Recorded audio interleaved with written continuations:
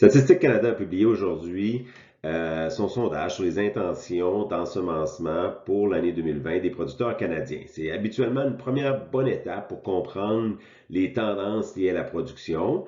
Si on combine ces tendances-là avec ce qui est anticipé du côté de la demande, bien, on peut commencer à comprendre potentiellement les tendances qui peuvent émerger pour les prix dans l'année de mise en marché 2020-2021. Ceci étant dit, le sondage cette année a été fait dans des circonstances assez exceptionnelles. Il a été fait en mars. Il a dû être arrêté en raison de la crise de la COVID-19.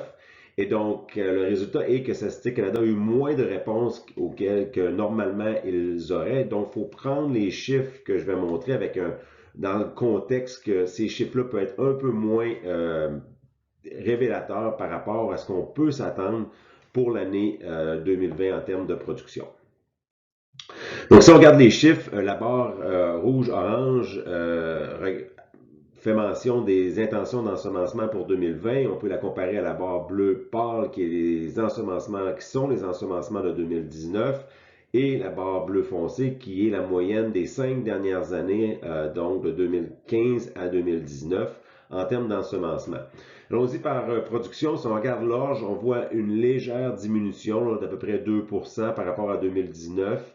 Pas nécessairement surprenant de voir une diminution de ce côté-là. On aurait pu peut-être s'attendre à une plus grosse diminution étant donné qu'on s'attend d'avoir à la fin de l'année 2019-2020, pour l'année de mise en marché, des stocks assez importants. Ceci étant dit, on est quand même peut-être pratiquement 10% au-dessus des ensemencements de la moyenne de 5 ans. Donc, on pourrait s'attendre à une plus forte diminution au fur et à mesure qu'on a plus d'informations. Canola est légèrement à la baisse par rapport à 2019. Je m'attendais à ce qu'il soit relativement stable, peut-être même légèrement à la hausse, étant donné que le rythme des exportations est quand même assez positif.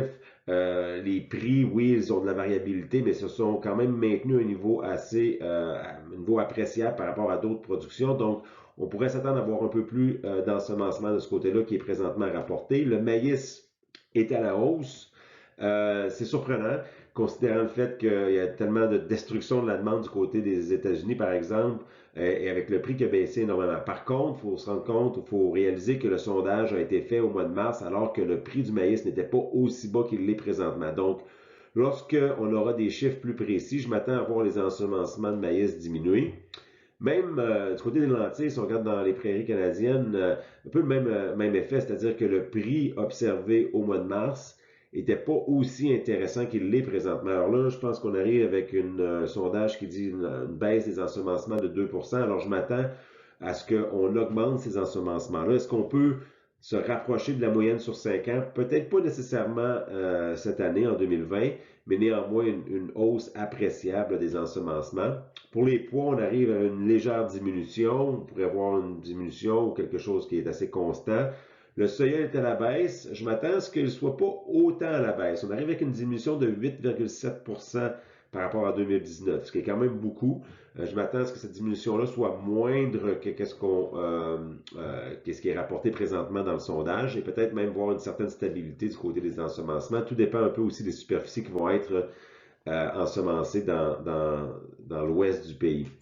Du côté blé dur, on voit une augmentation et du côté du blé de printemps, une légère diminution, en fait constante, c'est 0,01 de différence, donc une constance au niveau des ensemencements.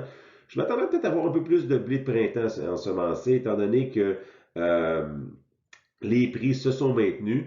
Mais somme toute, là, avec l'estimation qu'on a présentement, ça a un certain sens pour moi.